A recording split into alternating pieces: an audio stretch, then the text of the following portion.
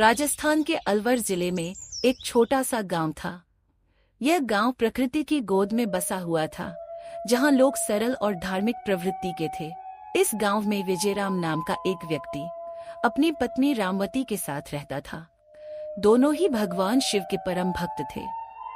विजयराम और रामवती की शादी को कई वर्ष बीत चुके थे, लेकिन उनके कोई संतान नहीं थी। संतान न होने के कारण दोनों अक्सर चिंतित और उदास रहते थे। रामवती जब भी किसी को अपने बच्चों के साथ खेलते देखती तो उसकी आंखों में आंसू आ जाते। वह अक्सर भगवान शिव के सामने रोते हुए प्रार्थना करती। विजयराम भी अपनी पत्नी का दुख समझते थे और उन्होंने भी भगवान शिव से प्रार्थना शुरू कर दी। वर्षों तक उनका यह दुख बना रहा, लेकिन उनका विश्वास कभी नहीं टूटा।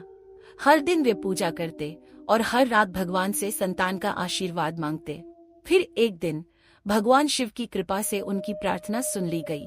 भगवान शिव की कृपा से रामवती ने एक सुंदर कन्या को जन्म दिया, जिसका नाम उन्होंने नारायणी रखा। नारायणी बचपन से ही बहुत सुंदर, संस्कारी और धार्मिक प्रवृत्ति की थी। वह माता पिता की आज्ञाकारी थी और सभी का सम्मान करती थी। वह अक्सर गांव के मंदिर में जाकर भगवान शिव की पूजा करती थी। गांव के लोग उसे देवी तुल्य मानने लगे थे। समय बीतता गया और नारायणी एक सुंदर, गुणवान और धार्मिक लड़की बन गई।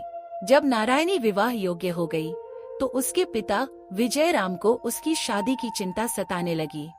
एक दिन उनके पुराने मित्र ने अपने बेटे के लिए नारायणी का रिश्ता मांगा। उसका बेटा भी संस्कारी, धार्मिक और योग्य युवक था। विजयराम और रामवती ने विचार विमर्श किया और इस रिश्ते को स्वीकार कर लिया। कुछ महीनों बाद नारायणी का विवाह बड़ी धूमधाम से संपन्न हुआ। शादी के बाद नारायणी की विदाई हुई। वह अपने पति के साथ ससुराल के लिए रवाना हुई। उनका रास्ता एक घने जंगल से होकर गुजरता था। सुबह से वे चल रहे थे। रास्ते में कोई ठहरने की जगह नहीं थी, इसलिए वे चलते चलते थक गए। शाम होते ही नारायणी के पति ने कहा, हम बहुत थक गए हैं, चलो इस पेड़ के नीचे थोड़ी देर आराम कर लेते हैं। दोनों पेड़ के नीचे बैठ गए। नारायणी ने अपने पति के पैर दबाने शुरू किए। थकान के कारण उसके पति वहीं सो गए। थोड़ी देर बाद पेड़ के अंदर से एक जहरीला सांप बाहर निकला। नारायणी उसे देख नहीं पाई, लेकिन वह सीधे उसके पति के पास गया और उन्हें डस लिया। नारायणी ने देखा कि उनके पति के शरीर का रंग नीला पड़ने लगा था। उसने उन्हें जगाने की कोशिश की, लेकिन वे नहीं उठे। वह घबरा गई और जोर जोर से रोने लगी। उसी समय कुछ ग्वाले वहां से गुजर रहे थे। नारायणी ने उनसे मदद मांगी और कहा, भाइयों, कृपया मेरी मदद करो। मेरे पति की हालत बहुत खराब है, उन्हें उठाने की कोशिश करो। ग्वालों ने पास आकर देखा और नारायणी से कहा, बहन, तुम्हारे पति को तो जहरीले सांप ने डस लिया है। अब इनकी मृत्यु हो चुकी है। नारायणी फूट फूट कर रोने लगी। वह भगवान को पुकारने लगी, हे भगवान, आपने मेरे साथ ऐसा क्यों किया? मेरे पति को वापस लौटा दीजिए।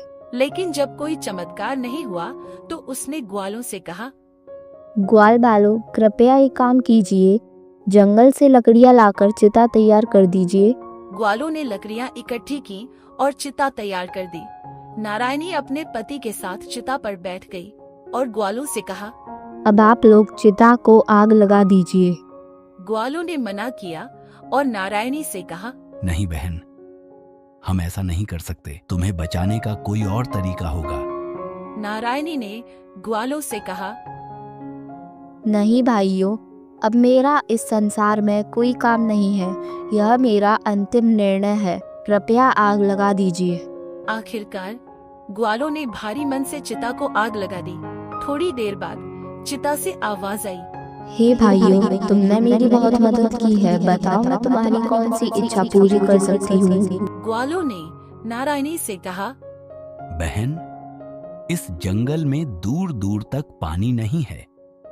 हम और हमारे पशु बहुत परेशानी में रहते हैं। हमें पानी चाहिए। नारायणी ने चिता में से कहा, तुम में से एक व्यक्ति इस चिता से एक लकड़ी उठाओ और जितना दूर तक भाग सकते हो भागो, लेकिन ध्यान रहे पीछे मुड़कर मत देखना। जहाँ तुमने पीछे मुड़कर देखा वहीं पानी की धारा रुक जाएगी। ग्वालों में से एक व्यक्ति लकड़ी लेकर भागने लगा। वह काफी दूर तक भागा, लेकिन उसके मन में शंका हुई कि सच में पानी आ भी रहा है या नहीं। जैसे ही उसने पीछे मुड़कर देखा, पानी उसके पैरों तक आकर रुक गया। ग्वालों ने लौटकर नारायणी से क्षमा मांगी। कुछ समय बाद अलवर के राजा जयसिंह की रानी के पेट में तेज दर्द होने लगा। कई उपचारों के बाद भी वह ठीक नहीं हुई। राजा जयसिंह के सपने में माता नारायणी आई और कहा, मैं तुम्हारी रानी के दर्द को ठीक कर दूंगी, लेकिन तुम्हें वहाँ पर जहाँ मेरा मोक्ष स्थल है एक मंदिर एक कुंड बनवाना होगा। अगले दिन राजा ने वह स्थान देखा और वहाँ मंदिर और कुंड की स्थापना की। मंदिर बनने के बाद दूर दूर से लोग माता नारायणी के दर्शन करने आने लगे। लोग अपनी मनोकामनाओं की पूर्ति के लिए माता नारायणी के सामने प्रार्थना करने लगे।